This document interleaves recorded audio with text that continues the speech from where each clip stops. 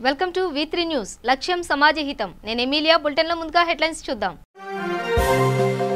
నిజామాబాద్ జిల్లాలో కొత్త పాస్బుక్లు రాక రైతులు ఆందోళన నందిపేట గ్రామాల్లో కొత్త పాస్బుక్లు ఇవ్వడంలో ఎంఆర్ఓ నిర్లక్ష్యం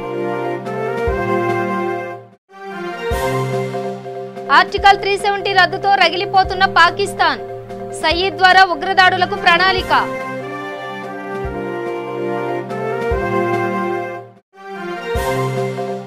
ఎన్ఎంసీ బిల్లుకు వ్యతిరేకంగా గాంధీ హాస్పిటల్లో జూనియర్ డాక్టర్ల ధర్నా జూడాల ధర్నాకు పూర్తి మద్దతు పలికిన ప్రొఫెసర్ కోదండరాం పర్వళ్లు తొక్కుతున్న కృష్ణమ్మ మహారాష్ట్రలో కురుస్తున్న వర్షాలకు నిండుగా పారుతున్న కృష్ణ తుంగభద్ర నదులు ఇక డీటెయిల్స్ చూస్తే నిజామాబాద్ జిల్లాలో కొత్త పాస్బుక్లు రాక రైతులు ఆందోళనకు గురవుతున్నారు నందిపేట మండలంలోని గ్రామాల్లో కొత్త పాస్బుక్లను ఇవ్వడంలో ఎంఆర్ఓ నిర్లక్ష్యం వహిస్తున్నారని రైతులు వాపోతున్నారు కొత్త పాస్బుక్లు లేక తమకు రైతు బంధు పథకం అందడం లేదని రైతులు ఆవేదన వ్యక్తం చేస్తున్నారు కొత్త పాస్బుక్ల కోసం సంవత్సరం నుంచి ఎంఆర్ఓ కార్యాలయం చుట్టూ తిరిగినా ఎంఆర్ఓ స్పందించడం లేదని పేర్కొంటున్నారు పాస్బుక్లు తమకు రావాలంటే ఎంఆర్ఓ డిజిటల్ చేయాలి కానీ ఎంఆర్ఓ డిజిటల్ చేయకుండా కాలయాపన చేస్తున్నారని అన్నారు ఎన్నిసార్లు ఎంఆర్ఓ కార్యాలయంకు వచ్చినా బుక్కులు వస్తాయని చెప్పడం తప్ప తమకు మాత్రం బుక్కులను ఇవ్వడం లేదని మండల రైతులు మీడియాతో వారి బాధను చెప్పుకుంటున్నారు కొత్త పాస్బుక్లను త్వరగా రైతులకు అందేలా చర్యలు తీసుకోవాలని మండల బీజేపీ నాయకులు ఆర్డీఓకి వినతి పత్రం ఇచ్చిన ఫలితం లేదని బీజేపీ నాయకులు వాపోతున్నారు నేను ఇక్కడికి రైతు బంధు విషయంలో కానీ పాస్బుక్ల విషయంలో కానీ మా భూమి ఉంది కానీ దాంట్లో ఆన్లైన్లో ఉంది కానీ రైతు బుక్ రాలేదు రైతు బంధు వస్తలేదు ఇది ఇక్కడ వచ్చి మేడం గారిని ఒకసారి అడిగితే డిజిటల్ సైన్ కాలన్నది 2 సంవత్సరాల నుంచి తిరిగితే చెప్పులరినాక తిరిగితే కూడా డిజిటల్ సైన్ కానీ చెక్ చేయని ఎంఆర్ఓ గారు ఈ విఆర్ఓలు అందరు కలిసి ఒక అవగాహన చేసి భూములన్నీ మా భూమిని ఇంకొక భూమిని వేరే మీదకి వేసి ఇలా ఇప్పటివరకు ఒక తలవేద గ్రామంలోనే 86 కంప్లైంట్లు ఉన్నాయి ఇలా చుట్టూ ఇప్పుడు 36 గ్రామాల్లో ఎన్ని కంప్లైంట్లు ఉండాలా మేడం దగ్గరికి వెళ్తే మేడం వస్తేనే ఇక్కడ మేడం గారు లేరు ఆ కుర్చీ ఖాళీగా ఉంది ఎప్పుడు వచ్చినా ప్రతిసారి వచ్చినా ఖాళీగా ఉంది విఆర్ఓ గారికి ఫోన్ చేసిన ఆయన లీవ్లో ఉన్నాడు మరి ఎవరికి చెప్పుకోవాలి మా బాధలు ఎవరితో భరించాలి ఇది ప్రభుత్వ నిర్లక్ష్యమో మరి అధికారుల నిర్లక్ష్యమో మరి రైతులను పట్టించుకునేది ఉందా లేదా ఈ ప్రభుత్వం గురించి ఈ రైతుల కోసం రైతు బంధు పథకాన్ని నిర్వహించారు కానీ అది పూర్తిగా రైతులకు అందడం లేదు అది అధికారుల నిర్లక్ష్యం ద్వారా పాస్బుక్లు ఇవ్వకపోవడము సైన్లు కాకపోవడము జూలై 10 వరకు కావాల్సిన రైతు బంధు చెక్కులు ఆగిపోవడము రైతులు మ్యాక్సిమం 2 సంవత్సరాల నుంచి నష్టాల్లో ఉన్నారు వాళ్ళకి రైతు బంధు పథకాలు అందడం లేదు ఇది పూర్తిగా ఎంఆర్ఓ గారు నిర్లక్ష్యం చేస్తున్నారు దీన్ని మేము పూర్తిగా ఖండిస్తున్నాము అందుకోసమే నిన్న ఆర్డీఓ గారికి వినతి పత్రం ఇవ్వడం జరిగింది దీనిపై కఠిన చర్యలు తీసుకొని తొందరగా రైతులందరికీ రైతు బంధు పథకం వచ్చేలా ఈ కార్యక్రమాన్ని ఈ డివిజన్లో అందరికీ రైతు బంధు చెక్కులు అందరికీ కరెక్ట్ సరైన సమయంలో రావాలని చెప్పేసి భారతీయ జనతా పార్టీ డిమాండ్ చేస్తున్నది ఖచ్చితంగా అధికారులు శ్రద్ధ వహించి ఈ కార్యక్రమాన్ని తొందరగా కంప్లీట్ చేసి చెక్కులందరికీ ఇవ్వాలని మేము కోరుచున్నాం ఎంఆర్ఓ ఆఫీస్ కాడికి రావడం జరిగింది ఈరోజు కూడా మేడం గారు కనిపించడం లేదు మరి ప్రజాప్రతినిధి వచ్చినప్పుడే మేడం గారు కలవకపోతే సామాన్య రైతులు వచ్చినప్పుడు ఏ విధంగా కలుస్తారు ఖచ్చితంగా ఇది అధికారుల నిర్లక్ష్యం దీన్ని పూర్తిగా మేము ఖండిస్తున్నాం ఖచ్చితంగా ఎంఆర్ఓ గారు రోజు అటెండ్ కావాలా రైతుల సమస్యలను ఖచ్చితంగా పరిష్కరించాలని చెప్పేసి మేము కోరుచుకున్నాం మొన్న జనరల్ బాడీ మీటింగ్లో కూడా చెప్పడం జరిగింది ఈ నెలాఖరు వరకు కూడా సంతకాలు కొత్త పాస్బుక్లు ఇవ్వని ఎడల మేము ఈ ఎంఆర్ఓ ఆఫీస్ ముందు బైఠాయించి ధర్నా కూడా దిగడానికి కూడా మేము సిద్ధంగా ఉన్నాము ఖచ్చితంగా ఈ కార్యక్రమం చేయాలని చెప్పేసి మేము కోరుచున్నాం 6 నెలలు తిరుగుతున్నా 4 ఎకరాల నారనో 4 ఎకరాల 15 నిమిషాలు ఉన్నది మా 3 ఎకరాల నార చిన్న పైసలు 18 తిరుగుతున్న ఈ పాత బుక్ మీద కొత్త బుక్ మీద ఎక్కిమని కోమటిపల్లి గారు ఈ పైసలు మాకు 2వ సారి వచ్చినాయి ఇంకోసారి ఈసారి పైసలు రాలేదు ఎందుకు రాలేదని వచ్చినందుకు ఈ ఆన్లైన్లో లేకపోమని చెప్పి దాని గురించి పైసలు రాలేకపోతున్నాయి ఎంఆర్ఓ సంతకం పెడితే ఆన్లైన్లో పోతుందని చెప్పేసి మేము అంటున్నాము. జమ్మూ కాశ్మీర్ను 2 కేంద్ర పాలిత ప్రాంతాలుగా విడదీస్తూ కేంద్రం నిర్ణయం తీసుకున్న సంగతి తెలిసిందే. ఉగ్రవాదాన్ని, అలవికాని హింసను నియంత్రించడంతో పాటు జమ్మూ కాశ్మీర్, లడఖ్ ప్రాంతాల్లో అభివృద్ధిని ప్రోత్సహించేందుకు కేంద్రం ఈ మేరకు నిర్ణయం తీసుకుంది. అయితే ఈ నిర్ణయంపై తీవ్రంగా మండిపడ్డ పాకిస్తాన్ దేనికైనా సిద్ధమని ప్రకటించింది. తాజాగా అందుకు అనుగుణంగానే ముంబై ఉగ్రదాడుల సూత్రధారి లష్కర్-ఏ-తోయిబా, జమత్-ఉద్-దవా ఉగ్ర సంస్థ అధినేత హఫీజ్ సయీద్ను జైలు నుంచి విడుదల చేసింది. ఎన్ఎంసీ బిల్లుకు వ్యతిరేకంగా గాంధీ హాస్పిటల్లో జూనియర్ డాక్టర్ల ధర్నాకు ప్రొఫెసర్ కోదండరాం పూర్తి మద్దతు ఇచ్చారు. జూనియర్ వైద్యుల డిమాండ్లను పరిష్కరించేందుకు తన కార్యాలయంలో కమిటీ వేసుకుంటామని, అందులో భవిష్యత్తులో ఏ విధంగా వైద్యుల సమస్యల్ని ఎలా పరిష్కరించాలి అనే విషయం చర్చిస్తామని, తన కమిటీలో డాక్టర్ శంకర్ నాయకత్వంలో మీటింగ్ పెట్టుకుని 3 రోజుల్లో కార్యాచరణ ప్రకటిస్తామని చెప్పారు. జూనియర్ వైద్యుల డిమాండ్లను ఢిల్లీలో ఎవరిని కలవాలనే విషయం చెబుతానన్నారు. అదేవిధంగా వైద్యులు ఉద్యమ కోణంలో ఆలోచించకుండా ప్రజలకు వైద్యం అందించే విధంగా వైద్యులు పనిచేయాలన్నారు. అదేవిధంగా వైద్యుల నిరసన 6వ రోజుకు చేరుకుంది. బిల్లులో పొందుపరిచిన 31వ చట్టాన్ని తాము వ్యతిరేకిస్తున్నామని, ఇప్పటికైనా కేంద్ర ప్రభుత్వం పునరాలోచించి బిల్లును వెనక్కి తీసుకోవాలని తెలిపారు. బిల్లులో ఆ అంశాన్ని తొలగించే వరకు తమ ఆందోళన కొనసాగిస్తామని కోదండరాం మద్దతిస్తామని అన్నారు. 2-3 అంశాలు నాకు చాలా బాధ కలిగించేటువంటి అంశాలు. మొట్టమొదటి అంశం ఏంటంటే 5 ఏళ్ళు అయిపోయిన తర్వాత ఇవాళ గవర్నమెంట్ ఏమంటున్నదంటే మీకు మళ్ళా ఒక పరీక్ష పెడతాం, అది పాస్ అయితేనే మీరు డాక్టర్లు, లేకపోతే లేదు. అంతే కదా, నాకు అర్థమైన కాడికి అంతే కదా. అంటే 5 ఏళ్ల పరీక్షకు అర్థమే ఉందండి. అది ఇవాళ మనం అడుగుతున్నాం. మీరు ఒక మాట అనొచ్చు, ఇప్పుడు ఎంఏ పాస్ అయినటువంటి వాళ్ళకి ఒక ఎలిజిబిలిటీ టెస్ట్ పెడతారు. అంటే నువ్వు ఎంఏనా కాదా అని తేల్చడానికి కాదు, లెక్చరర్ పోస్టుకు దాన్ని ఒక క్వాలిఫికేషన్ గా టెస్ట్ పెడతారు. మీకు ఎట్లాగో పోస్ట్ గ్రాడ్యుయేషన్ కి అట్లాంటి టెస్ట్ ఒకటి ఉంది. ఎవరు పాస్ అవుతారో నీట్ ఎగ్జామ్ అనుకుంటా, అది కూడా ఆ post graduation entrance exam pass అవుతారో వాళ్ళే పోస్ట్ గ్రాడ్యుయేట్స్ అవుతారు, అందరు కారు కదా. అది ఒక ఎలిజిబిలిటీ అనుకోండి. ఆ అర్హత సంపాదించి ఇంకా పై స్థాయికి వెళ్లే వాళ్ళు వెళ్తారు. కర్ణాటక ప్రాజెక్టు నుండి ఉప్పెనెల వరద కృష్ణా నది మీదుగా జూరాల ప్రాజెక్టుకు తరలి వస్తుంది. ఆల్మట్టి డ్యాం నుండి 3.60 లక్షల క్యూసెక్ల నీటిని నారాయణపూర్ డ్యాంకు పంపుతున్నారు. అక్కడి నుండి కూడా జూరాల డ్యాంకు 3,50,490 క్యూసెక్ల నీటిని వదులుతున్నారు. ఈ వరద కారణంగా కృష్ణా మండలంలోని నదీ తీర ప్రాంతాలలో ఉండే ముంపు గ్రామాలు కృష్ణా, గూడెబల్లూరు, మూడుమాల్ గ్రామాలకు సంబంధిత అధికారులు హెచ్చరికలు జారీ చేశారు. నల్గొండ జిల్లా చెండూరు మునుగోడు నియోజకవర్గం జాతీయ చేనేత దినోత్సవం సందర్భంగా చెండూరు మున్సిపాలిటీలో చెండూరు జెడ్పీటీసీ సభ్యులు కర్నాటి వెంకటేశం, నల్గొండ జిల్లా బయోడైవర్సిటీ కమిటీ సెక్రటరీ కొండ లక్ష్మణ్ బాపూజీకు నివాళులు అర్పించి జెండా ఆవిష్కరించి వందన సమర్పణం చేశారు. ఈ కార్యక్రమంలో చేనేత కార్మికులు, పద్మశాలి ప్రతినిధులు, చేనేత సహకార సంఘ సభ్యులు జెడ్పీటీసీని ఘనంగా సన్మానించారు. ఈ కార్యక్రమంలో చేనేత, కార్మిక, పద్మశాలి సంఘాల ప్రతినిధులు, పుర ప్రముఖులు పాల్గొనడం జరిగింది. ఈ చేనేత వృత్తి కూడా మనకంటూ ఒక రోజు ఈ కార్యక్రమాన్ని చేసుకోవాలనే దాని మీద హైదరాబాద్ ఉన్నటువంటి మిత్రుడు ఎర్రమాద వెంకన్న చాలా ప్రయత్నాలు చేసిన తర్వాత ఎట్టకేలకు మొన్న పోయినసారి ఉన్నటువంటి బీజేపీ ప్రభుత్వం, ఇదే నరేంద్ర మోడీ గారు పాత రికార్డ్స్ అన్నీ ఒకసారి చెప్పించి మరి విదేశీ బహిష్కరణ జరిగినటువంటి తేదీలన్నీ సెర్చ్ చేసిన తర్వాత ఆగస్టు 7వ తేదీ చేనేత దినోత్సవం అని చెప్పి అధికారికంగా కేంద్రంలో ఉన్నటువంటి బీజేపీ ప్రభుత్వం ప్రకటించినటువంటి విషయం కూడా మనందరికీ కూడా తెలుసు. అందులో భాగంగానే ఈరోజు ఆగస్టు 7వ తేదీ నాడు జాతి యావత్ భారతదేశం మొత్తంలో ఈ చేనేత వృత్తిని నమ్ముకొని జీవిస్తున్నటువంటి వాళ్ళందరూ కూడా మరి మనకంటూ ఒక కార్యక్రమాన్ని నిర్వహించుకోవాలని చెప్పి ఈ కార్యక్రమం కేవలం ఏదో మన వరకే కాకుండా అధికారికంగా ఆయా కలెక్టరేట్లు, సంబంధిత శాఖకు సంబంధించినటువంటి అధికారులందరూ కూడా మరి ఈ వృత్తిలో నైపుణ్యం ఉన్నటువంటి వాళ్ళందరినీ ఒక దగ్గర తీసుకొచ్చి మరి అవార్డులు ఇవ్వడం, అదేవిధంగా ఈ వృత్తికి సంబంధించినటువంటి అనేక సమస్యల మీద ప్రభుత్వం విషయం తీసుకుపోవడానికి మనకు ఒక వేదికగా ఒక దినాన్ని మనం మరి ప్రభుత్వం మనకు ప్రకటించినటువంటి విషయం అని చెప్పి మనం చేస్తా ఉన్నాం. ప్రధానంగా ఈ వృత్తి సమస్యలు అనేక సమస్యలు ఉన్నాయి. మరి మనందరికీ కూడా తెలుసు, ప్రభుత్వం ఈ మధ్య కాలంలోనే 40% యారల్ సబ్సిడీ ఇస్తానని చెప్తాను. గత 2 సంవత్సరాల బడ్జెట్లో 100 కోట్ల రూపాయలు కేటాయించినారు. కానీ 1 రూపాయి కూడా మరి ఇచ్చినటువంటి దాఖలాలు లేవు. అనేక పర్యాయాలు ఒత్తిడి తీసుకొచ్చినాం. ఆ శాఖ కమిషనర్తో మాట్లాడినాం.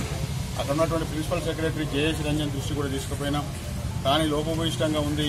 ఈ 40% యారన్ సబ్సిడీని మరి కొంత అవినీతి జరిగేదానికి అవకాశాలు ఉన్నాయని చెప్పి 2 సంవత్సరాల నుంచి ఈ స్కీమ్ని పక్కన పెడుతూ ఏదో నామమాత్రంగా 2-3 ఇచ్చినట్టు ఇచ్చి మిగతా అంతా పక్కన పెట్టేటువంటి పరిస్థితి కనపడతా ఉంది.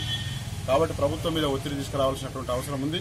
ప్రభుత్వం ఏదైతే ఉద్దేశంతో చేనేత కార్మికులకు 40% యారన్ సబ్సిడీ ఇస్తానని చెప్పిందో గత 2 బడ్జెట్లో కూడా మరి రిలీజ్ చేయనటువంటి పరిస్థితి. కాబట్టి ఈ సంవత్సరమైనా రేపు రాబోయేటువంటి 2019-20 సంవత్సరానికి ఖచ్చితంగా ఈ 100 కోట్ల రూపాయలను ఖర్చు పెట్టాలని చెప్పి నేను ఈ సందర్భంగా నేను ప్రభుత్వానికి విజ్ఞప్తి చేస్తా ఉన్నా.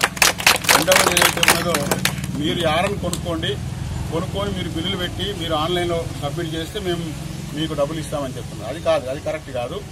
ఏవైతే చేనేత కేంద్రాలు ఉన్నాయో చేనేత కేంద్రాలను మీరు ఆయా చేనేత కేంద్రాలలో యారన్ డిపోలు పెట్టాల్సినటువంటి అవసరం ఉంది.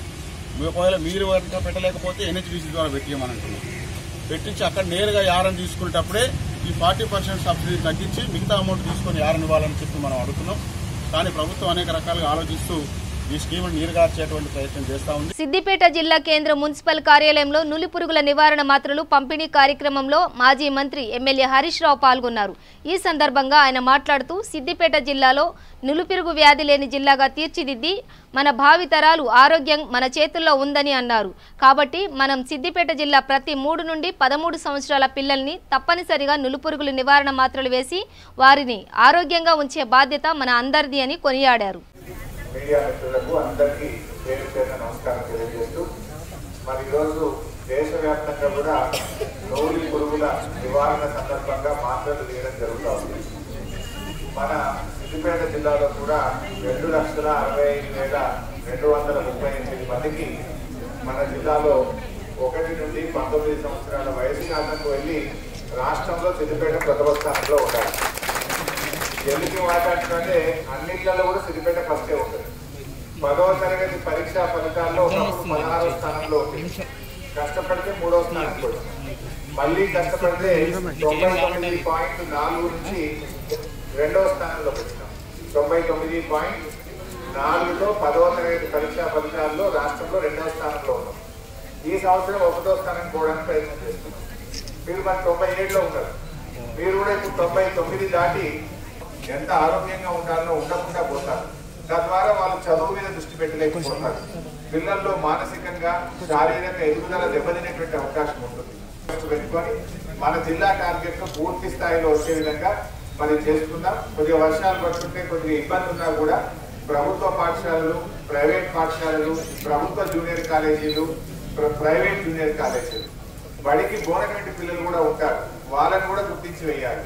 అంగన్వాడీ పాఠశాలలో చదివేటువంటి పిల్లల్ని కూడా గుర్తించి అందరికీ కూడా ఈ నూలు పురుగుల మాత్రలు వేసే విధంగా మీరందరూ కూడా కృషి చేయండి. ప్రజల ఆరోగ్యానికి ఇది చాలా ముఖ్యమైనటువంటిది. ఎదిగేటువంటి పిల్లలకు ఇది చాలా చాలా ముఖ్యమైనటువంటిది.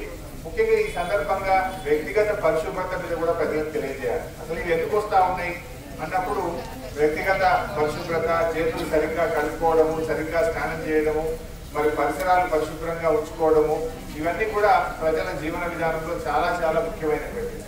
మన జిల్లాలో ఇప్పటికే 100% టాయిలెట్స్ కట్టుకుని ఓపెన్ డెఫికేషన్ ఫ్రీ జిల్లాగా మన జిల్లాని ఏర్పాటు చేసుకున్నాం. ముఖ్యంగా ఇలాంటి వర్షాకాలంలోనే కొంచెం ఈ సమస్య ఎక్కువగా కాలంలో డయేరియా లాంటి వ్యాధులు కూడా వచ్చి నీటి కాలుష్యం వల్ల రకరకాల సమస్యలు కూడా వస్తాయి. ముఖ్యంగా మా ఏఎన్ఎంస్ కానీ హెల్త్ డిపార్ట్మెంట్ కూడా సర్పంచ్లతో మీరు కలిసి పనిచేయాల్సిన అవసరం ఉంటుంది. మీకు కూడా ప్రత్యేకంగా కొంత బడ్జెట్ ప్రతి ఏఎన్ఎం సబ్ సెంటర్కు కూడా కొంత బడ్జెట్ ఇవ్వడం జరుగుతూ ఉంది.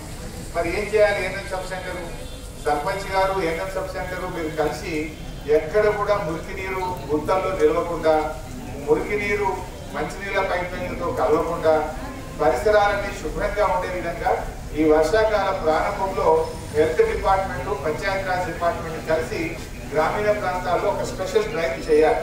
మా ఏఎన్ఎంలందరూ కూడా తప్పకుండా సర్పంచ్లతో మాట్లాడి, సర్పంచులు ఏఎన్ఎంలతో మాట్లాడి మీ ఇద్దరు కలిసి మహిళల్లో ఒక అవగాహన సదస్సు తేవడం, గ్రామీణ ప్రాంతాల్లో ఒక గ్రామ సభలు పెట్టి అవగాహన సదస్సు తేవడం, స్పెషల్ గా లేబర్లు పెట్టి అట్లాంటి గుంతలు ఏమైనా ఉంటే వాటిని పూడ్చివేయడం, ఎక్కడైనా మంచినీళ్ళ పైప్ లైన్ మురికి నీరు పక్కపక్కన వెళ్తున్నప్పుడు అక్కడ ఎలాంటి కలుషితం జరగకుండా అవసరమైన తగు జాగ్రత్తలు తీసుకునే విధంగా మీరందరూ కూడా ప్రయత్నం చేయాలని చెప్పి నేను కోరుతా ఉన్నాను. కేసు కూడా రావద్దు. 499 గ్రామాలు ఉన్నాయి మన జిల్లా సిద్దిపేట జిల్లాలో. ఈ 499 గ్రామాలు పట్టణాలు ఎక్కడ కూడా ఈ సమస్య అనేది తలెత్తకుండా చాలా బాగా నిర్వహణ జరగాలి. మేము సర్పంచ్లకు మున్సిపల్ చైర్మన్లకు కూడా చెప్తాం.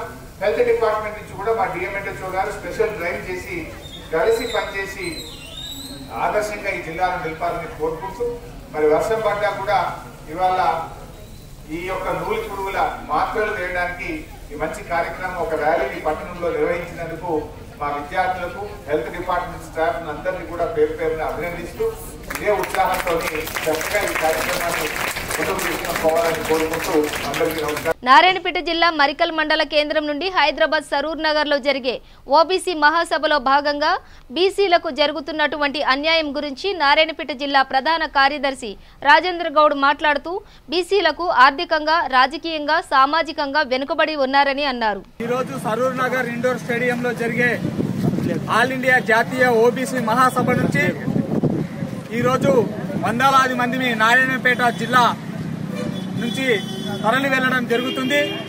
రాబో రోజులలో రాజ్యాధికారమే లక్ష్యంగా ఈరోజు బీసీలను చైతన్యవంతం చేయడానికి బీసీలకు జరుగుతున్న ఆర్థిక సామాజిక రాజకీయ ఇంకా ఏ విధంగా వివక్షకు గురవుతున్నారో ఏ విధంగా దీని నుంచి మనం బయటపడాలి, ఏ విధంగా మనం రాజకీయం వైపు ముందుకు పోవాలని చెప్పి ఒక సదుద్దేశంతో ఈ రోజు ఆల్ ఇండియా ఓబీసీ జాతీయ మహాసభ ఈరోజు సరూర్ నగర్ ఇండోర్ స్టేడియంలో జరుగుతుంది. మా వృత్తులు వేరు కావచ్చు, మా నెత్తురు ఒకటే. ఈ రోజు కుల సంఘాలు వేరే కావచ్చు, మా కులాలు వేరు కావచ్చు, కానీ మా లక్ష్యం మాత్రం ఒకటే, రాజ్యాధికారమే మా లక్ష్యము.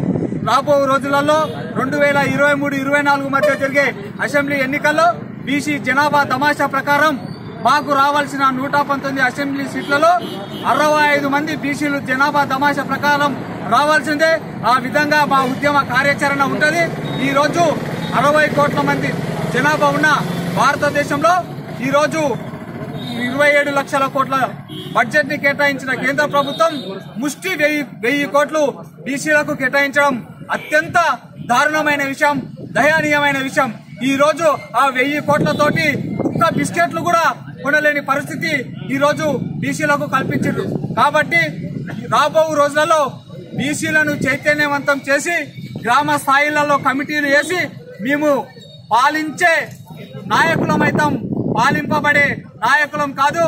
రాబో రోజులలో ఉన్నత శిఖరాల వైపు నడిచే ఉద్యమంగా సామాజిక తెలంగాణ కోసం ఏ విధంగా అయితే బీసీ విద్యార్థులు, బీసీ కులాలకు చెందిన యువకులు ఎంతో మంది అమరులు కావడం జరిగింది. వాళ్ళ త్యాగాల ఫలితం మీద నిర్మించబడిన తెలంగాణ ఈ రోజు అనేక రుగ్మతలతో బాధపడుతుంది. కాబట్టి ఏ సామాజిక వర్గాల కోసం అయితే తెలంగాణ సాధించడమో ఆ బలిదశ ఉద్యమాన్ని రాబో రోజులలో ప్రారంభిస్తాం. ఖచ్చితంగా ఇటు ఢిల్లీ కోటపై, ఇటు తెలంగాణ అసెంబ్లీపై ఖచ్చితంగా ఎగరవేస్తామని ఈ సభాముఖంగా కోరుకుంటూ ఈ రోజు మేము సరూర్ నగర్ ఇండోర్ స్టేడియంకి ఈ రోజు వందలాది మంది తరలి వెళ్లడం జరుగుతుంది. ఈ రోజు వందలాది మంది, రేపు వేలాది మంది, రేపు లక్షలాది మందిని ఏకమై ఖచ్చితంగా రాజ్యాధికారమే మాకు ప్రధానమైన అంశం. ఈ రాయితీలు కాదు, మాకు కావాల్సింది రాజ్యాధికారం అనే నినాదంతో రేపు ఖచ్చితంగా గ్రామాలలోకి వెళ్లి ప్రతి కుల సంఘాలను ఏకం చేసి గ్రామ కమిటీలు వేసి ఖచ్చితంగా రాజ్యాధికారం వైపే పోతామని ఈ సభాముఖంగా తెలుపుకుంటున్నాం. జై బీసీ, జై బీసీ, జై బీసీ, జై బీసీ, బీసీల ఐక్యత, బీసీల ఐక్యత. జోగులాంబ గద్వాల జిల్లా గద్వాల పట్టణం రాఘవేంద్ర కాలనీకి చెందిన చేనేత కార్మికుడు మేడం వెంకటేష్ చేనేత కార్మికుడు తన తల్లిదండ్రుల ఆశయం మేరకు చేనేత కార్మికుల నైపుణ్యాలు 10 మందికి తెలిసేలా జాతీయ జెండాను రూపొందించాలని మగ్గంపై జాతీయ జెండాను వేయడం జరిగిందని అన్నారు. 36 ఇంచుల పొడవు 24 ఇంచుల వెడల్పుతో జాతీయ జెండాను నేయడం పూర్తి చేశారు. నాణ్యమైన తెల్ల నూలును కొనుగోలు చేసి కాషాయం, ఆకుపచ్చ రంగులు అద్దకం చేయించారు. జెండా మధ్యలో అశోక చక్రాన్ని నీలి రంగు నూలుతో మగ్గంపైనే చేశారు. ఆర్థిక పరిస్థితి లేని చేనేత కార్మికుడు వెంకటేష్ తన ఆదాయాన్ని కూడా వదిలిపెట్టి జాతీయ జెండా నేసేందుకు 2 నెలలు కష్టపడ్డారు. జాతీయ జెండా నేసి దేశభక్తిని చాటిన గద్వాల చేనేత కార్మికుడు వెంకటేష్ ను జోగులాంబ గద్వాల జిల్లా కలెక్టర్ శశాంక్ అభినందించారు. చేనేత జాతీయ జెండాని నేయడానికి ఒక గుర్తింపు ఉంటుందని చెప్పి మన గద్వాలలో ఒక చిరస్థాయిగా గుర్తింపు ఉంటుందని చెప్పి నా ఆశతో ఉమ్మడి జిల్లా మహబూబ్నగర్ డిస్ట్రిక్ట్లోనే ఫస్ట్ టైం అని నేను విన్నా. ఇది ఫస్ట్ టైంగా మనకు గౌరవకారణంగా ఉంటుందని చెప్పి నేను జాతీయ జెండాని తయారు చేసిన. ఇది మా నాన్నగారు కూడా చిన్నప్పుడు నాకు చెప్పేవాడు, జాతీయ జెండాని నేస్తే ఒక చేనేత కళ అనేది నిలబడిపోతుందో బిరుదులో కూడా అయినా కానీ మీకు ఎప్పటికీ ఎల్లప్పటికీ గవర్నమెంట్ కూడా మనకు ఎప్పుడు ఆశీస్సులు వర్తిస్తుంది అని చెప్పి మా నాన్నగారు అనేవాడు. మా నాన్నగారు కూడా అప్పట్లో నేయాలనుకున్నవాడు, నేయలేదు.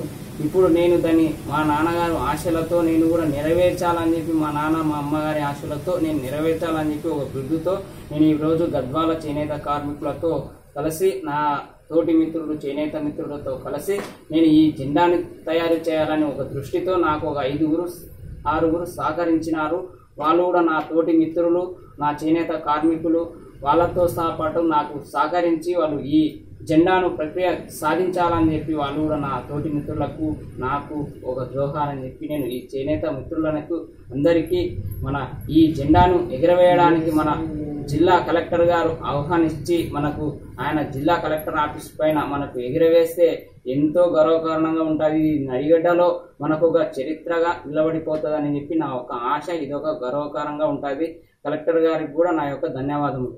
మేడ్చల్ జిల్లా కుత్బుల్లాపూర్ జగద్గిరిగుట్ట షిర్డీ హిల్స్ లో తెలంగాణ సిద్ధాంతకర్త ఆచార్య జయశంకర్ సార్ 85వ జయంతి ఉత్సవాలు కవులు, కళాకారులు, రచయితలు, జర్నలిస్టులు, ఐక్య వేదిక అధ్యక్షుడు దరువు అంజన్న మరియు విశ్వకర్మ సేవా సంఘం జగద్గిరిగుట్ట వారి ఆధ్వర్యంలో ఘనంగా నిర్వహించారు. ఈ కార్యక్రమానికి ముఖ్య అతిథిగా నిజాంపేట్ మాజీ సర్పంచ్ టీఆర్ఎస్ నాయకులు నగేష్ చారి, డాక్టర్ సత్యనారాయణ, వేల్పూరి కామేశ్వరరావు తదితరులు పాల్గొన్నారు. జయశంకర్ గారి 85వ జయంతిని పురస్కరించుకొని జగద్గిరిగుట్ట లోపల ఈ యొక్క కార్యక్రమాన్ని తలపెట్టడం జరిగింది. ఈ యొక్క కార్యక్రమానికి వందలాదిగా విశ్వకర్మ బాంధవులు, అదేవిధంగా సార్ గారి అభిమానులందరూ కూడా విచ్చేసి ఈ కార్యక్రమాన్ని దిగ్విజయం చేయడం జరిగింది.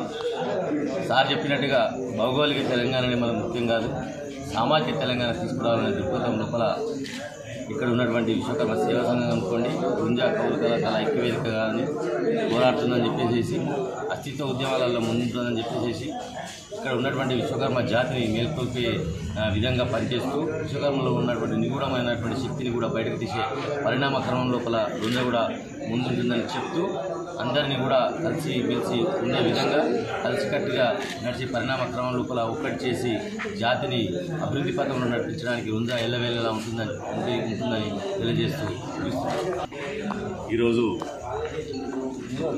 కుత్బుల్లాపూర్ కాన్స్టిట్యున్సీలో ఉన్నటువంటి జగరుట్ట ఏరియాలో ప్రొఫెసర్ జయశంకర్ గారి జయంతి ఉత్సవ కమిటీ సందర్భంగా కళాకారుల వేదిక, ఆ వేదిక సందర్భంగా జయంతి ఉత్సవాలు జరుపుతున్నటువంటి గౌరవ సభాధ్యక్షులు దరువంజన్న గారి ఆధ్వర్యంలో విశ్వకర్మ బంధువులందరికీ నమస్కారాన్ని తెలియజేస్తూ, సారు జయంతి దేశానికి ఆదర్శంగా తీసుకురావాలని చెప్పి కోరుకుంటూ, అలాంటి మహానుభావుడు మరి ఇక ముందు కూడా ఆయనలాగా మరో జయశంకర్ పుట్టాలని, మరో జయశంకర్ లాగా సిద్ధాంతకర్త కావాలని కోరుకుంటూ, బడుగు బలగిన వర్గాలు ఇంకా దినదినము వాళ్ళు అభివృద్ధి చెందాలి, రాజకీయంగా చెందాలని చెప్పి కోరుకుంటూ, సారు జయంతి సందర్భంగా ఏదైతే బడుగు బలగైన వర్గాలు జీవనోపాధితోటి బాధపడుతున్నారో రాష్ట్ర ప్రభుత్వాలు అందరూ వాళ్ళని ఆదుకోవాలని చెప్పి సభాముగా కోరుకుంటూ ఈ అవకాశం ఇచ్చిన బులెటిన్ ముగించే ముందు హెడ్లైన్స్ మరోసారి. నిజామాబాద్ జిల్లాలో కొత్త పాస్బుక్లు రాక రైతులు ఆందోళన. నందిపేట్ గ్రామాల్లో కొత్త పాస్బుక్లు ఇవ్వడంలో ఎంఆర్ఓ నిర్లక్ష్యం. ఆర్టికల్ 370 రద్దుతో రగిలిపోతున్న పాకిస్తాన్. సయీద్ ద్వారా ఉగ్రదాడులకు ప్రణాళిక.